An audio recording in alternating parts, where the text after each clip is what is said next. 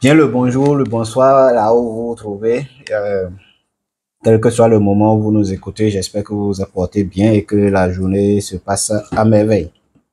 Je viens aujourd'hui pour démarrer comme promis avec le titre 2 de la loi 2020-37 tel que modifié par la loi 2022-17 portant protection de la santé en République du Bénin afin que ensemble nous puissions passer en revue les différents articles que comporte cette loi telle que modifiée en 2022, en octobre 2022 et qui devrait entrer en vigueur normalement à partir de janvier 2023, mais nous sommes encore dans le processus d'opérationnalisation de sa mise en œuvre.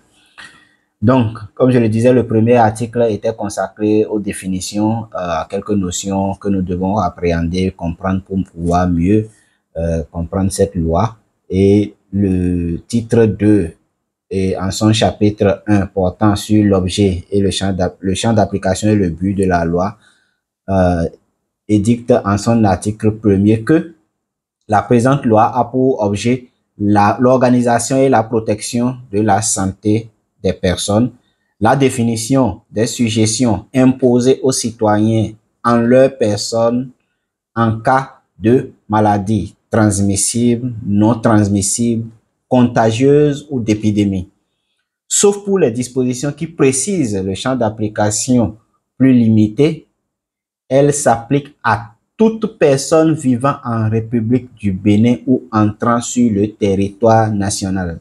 C'est-à-dire quoi? Cette loi n'a pas d'exception, sauf si vraiment c'est expressément précisé quelque part ou qu'il y a une disposition qui permette d'avoir cette dérogation. Cette loi ne permet pas à quelqu'un qui est sur le territoire national de ne pas respecter ces différentes dispositions qui ont été prévues dans cette loi.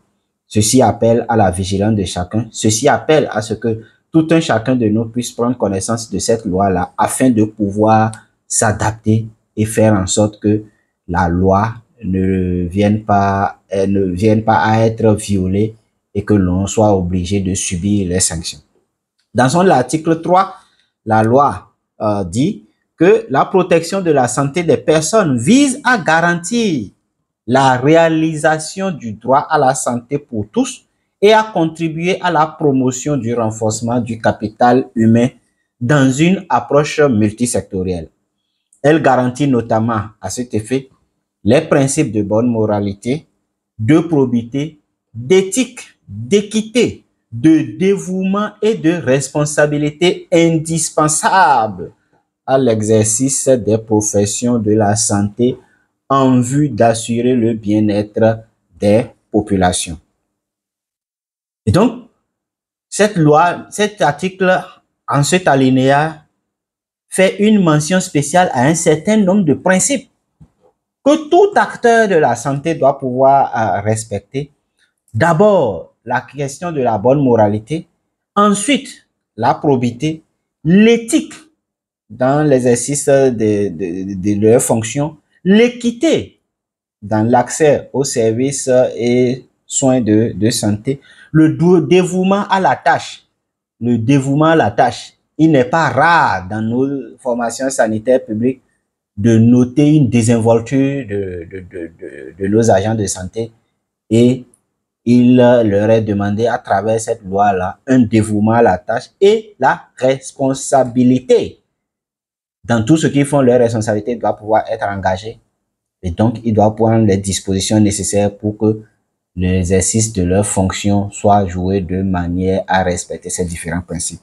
En son alinéa 2, toujours dans l'article 3, on dit que la loi vise précisément la protection de la personne humaine et le renforcement du capital humain par 1. La promotion des conditions optimales pour une bonne qualité de soins. Donc, la question de la qualité de soins est revenue. La promotion des bonnes pratiques dans le système de santé. La modernisation du plateau technique des formations sanitaires. C'est un gros point qu'il importe de prendre en considération partout où nous sommes et de nous assurer que le plateau technique est vraiment optimal pour les soins selon les différents niveaux de la pyramide sanitaire parce qu'on ne peut pas avoir le même niveau dans un hameau que dans un village par rapport à un arrondissement, à un chef-lieu d'arrondissement, dans un chef-lieu d'arrondissement par rapport à un chef-lieu de commune, d'un chef-lieu de commune par rapport à une zone sanitaire, à un hôpital. Le plateau technique ne peut pas être le même. La pyramide est connue, donc chacun doit pouvoir, selon le niveau de la pyramide, doit pouvoir définir le plateau technique qu'il faut et que nous puissions bénéficier de la qualité de ces plateaux-là.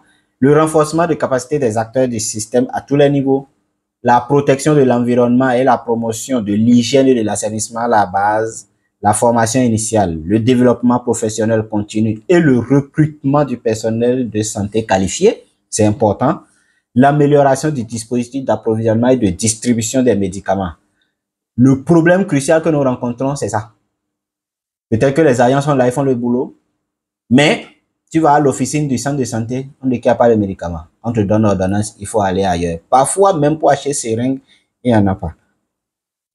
Ensuite, il y a la répartition équitable et cohérente du personnel de santé sur tout le territoire national, l'amélioration du cadre et des conditions du travail du personnel de santé, la responsabilité du service médical et paramédical et la prévention des maladies émergentes et réémergentes, transmissibles et non transmissibles. Voilà la quintessence de l'article 3 de cette loi que nous sommes appelés à connaître. En son article 4, pour finir avec le chapitre 1 du titre 2, il parle de l'organisation de la protection de la santé des personnes intègre les accords et conventions internationaux afin de déterminer les moyens à mettre en œuvre pour réaliser les objectifs visés au présent chapitre.